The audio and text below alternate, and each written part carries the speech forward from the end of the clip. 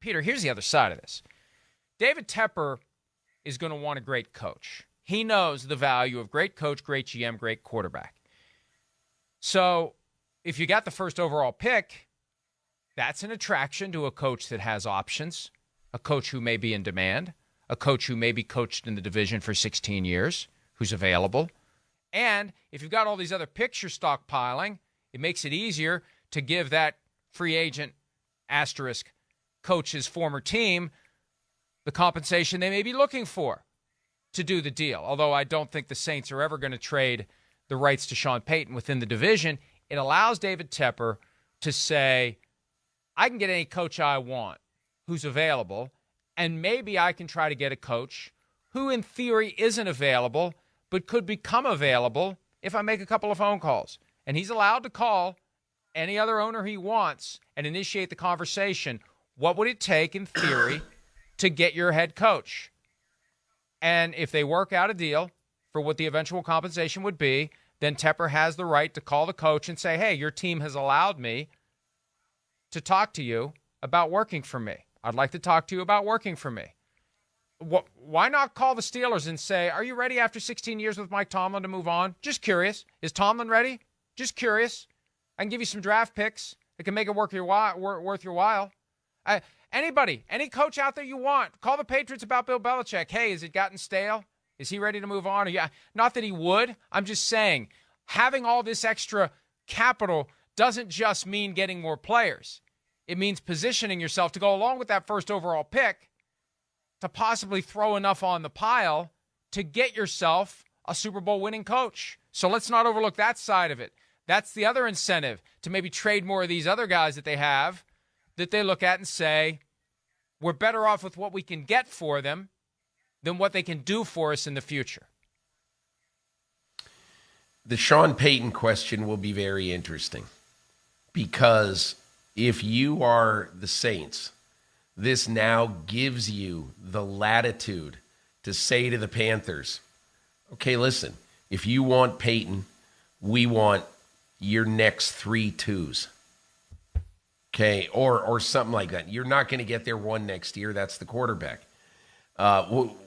Whatever it is, maybe you take next year's 2 plus Brian Burns.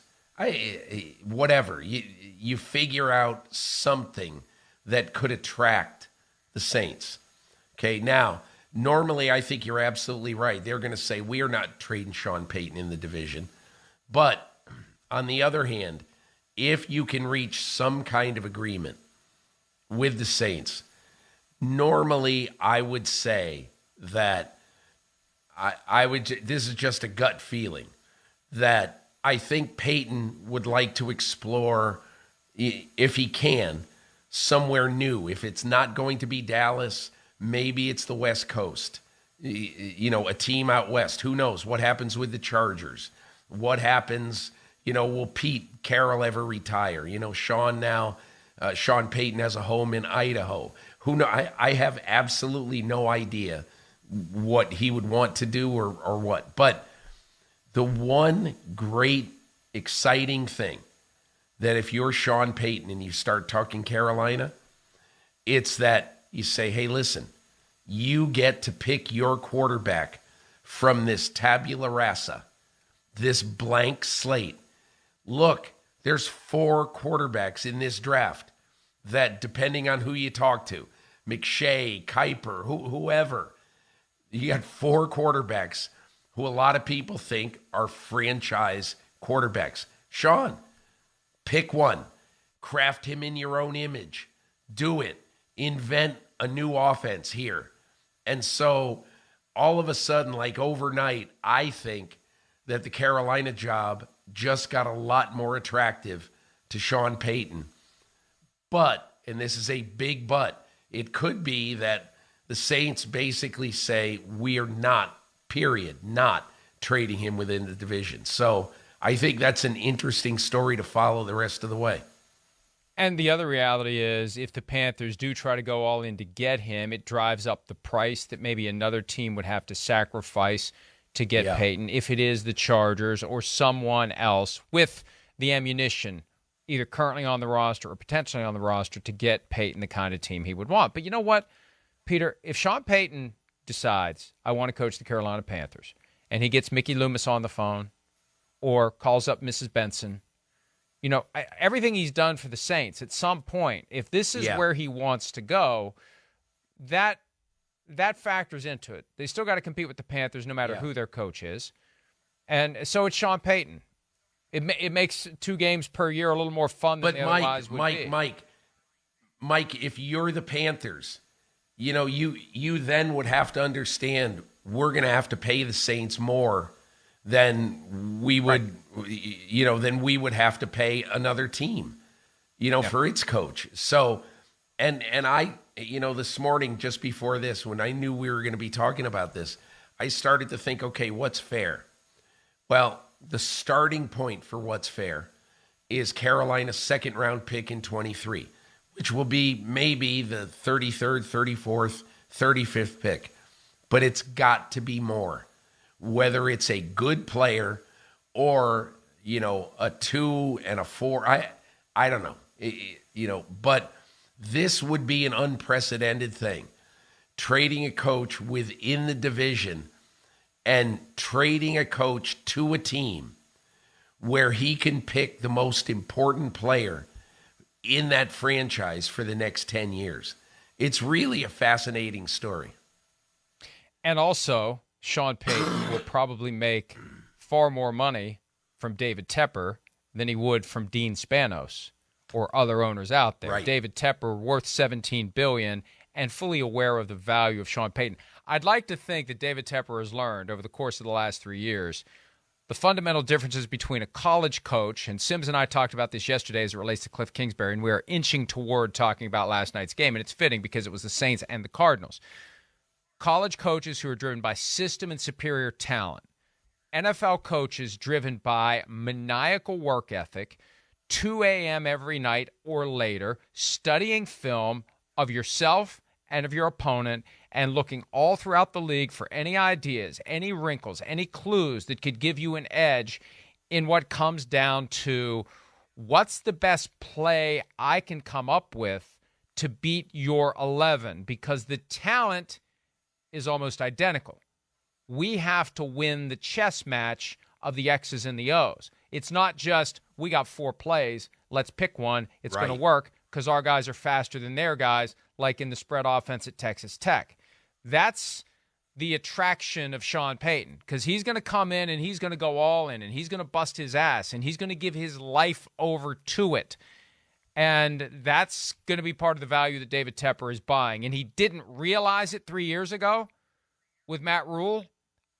I think he realizes it now. And I think that's why, Peter, if it's not Sean Payton, you do start looking at all the teams out there. And where is there a coach that would come in and put in that kind of effort on the X's and O's side and be here late at night, every night, and get me to where I want to be? And what's it going to take to get him? But there was already a report back in May, I think, that the Panthers were eyeing Sean Payton for 2023, and the statement the Panthers gave at the time was far short of convincing and something far less than a denial that they were interested. So I think that you're right. This is something to pay close attention to, because Payton's going to, I believe, my guess, of all the jobs out there, if they manage to get the first overall pick in the draft in Carolina, he's probably going to want that one. And then can he persuade the Saints to make it happen? And can he get the money he would want from David Tepper? Mike, I don't buy the argument that college coaches can't win in the NFL. I just don't buy it. You know what I buy?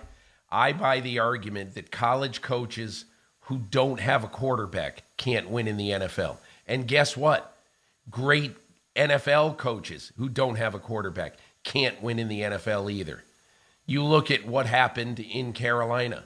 Teddy Bridgewater, Sam Darnold, Baker Mayfield, behind a pretty shaky, oftentimes, offensive line.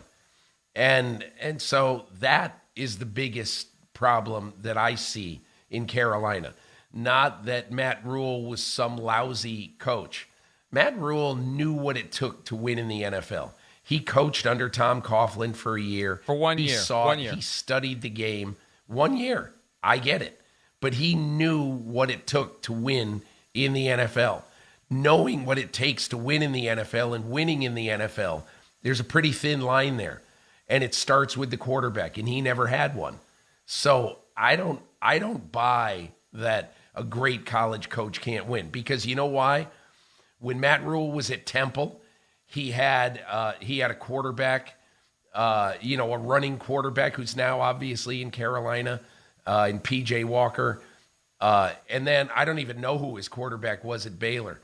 But in college football, you can win with lesser quarterback talent or quarterback talent that may not be able to win at the next level because you can craft an offense to win with the talent that you have.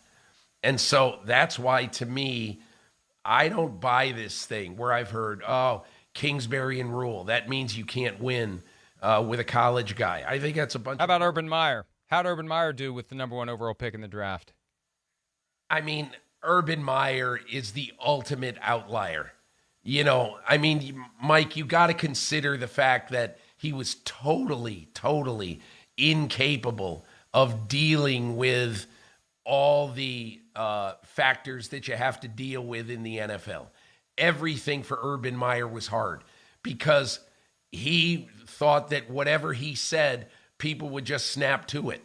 Oh, you're the great Urban Meyer. Hey, dude, you're just like everybody else. And so I don't buy that. I don't buy it. To me, Urban Meyer is the ultimate outlier. And I still think, I'm not saying you ought to pay college coaches $8 million a year. I'm not necessarily saying that.